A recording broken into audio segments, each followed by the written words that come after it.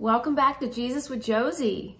So I have a challenge for all of us today. I've been meditating on this story from Luke 5 the past couple of days, and it's really inspired and encouraged me to be a different kind of friend, a friend that will endure, that's willing to be uncomfortable, that's willing to inconvenience myself. And I challenge you to do the same. In this story, there's a group of friends who's carrying their paraplegic friend to Jesus.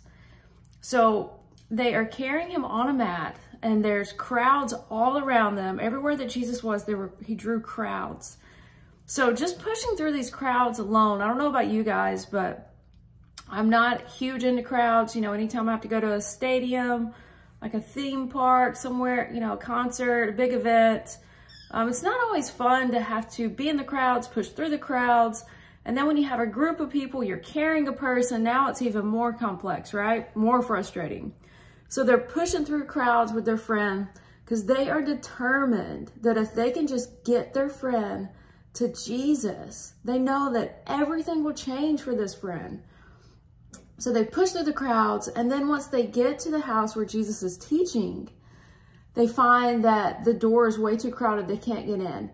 So then they have to figure out plan B. I don't know about you guys, but I think at this point, I would have been like, well, I've done everything that I could. You know, we pushed through this crowd and now there's just no way to get in. So I'm wondering and thinking to myself, at what point would I have given up in this story? But not these friends. They look around, they're like, all right, plan B, we're going to climb on top of the house. So now they climb the house and they're pulling their friend up, putting him on top of the house. Now they've got to get through the roof. So now they've got to do physical labor. They are pulling the roof tiles off and creating a hole. So they're sweating, they're enduring, they're using their strength. They're really giving this all that they have to get their friend to Jesus. So once they've created this hole, now they lower their friend down right in front of Jesus. And because of their faith and because of God's love and kindness towards this man, he tells them to pick up his mat and walk home. So the paraplegic man is now healed. He leaves walking, holding his mat, and it says with every step that he took, he was glorifying God. He had this encounter with Jesus. Now he's a brand new person. His life will never be the same. God has completely healed him, completely restored him.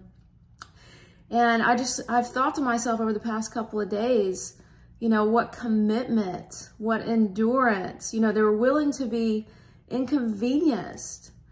They were willing to put in the time, the effort, whatever it took to get their friend to Jesus.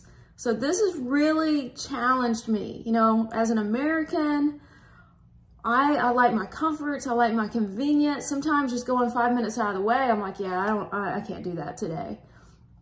So it's been a challenge to me to really do whatever it takes to get the people that God has given me, point them to Jesus, to love them, to be kind, whatever it may look like. We may not physically be carrying people to Jesus, but we are pointing people to Jesus. We are showing people the love of Jesus. Are we willing to do whatever it takes? So I challenge you, I challenge myself, let's do whatever it takes to get our friends, to get our loved ones, to get the people that God has put around us, to get them, to point them to Jesus. You guys be blessed. Please like, subscribe, and comment below if you're enjoying this content. Have a good day.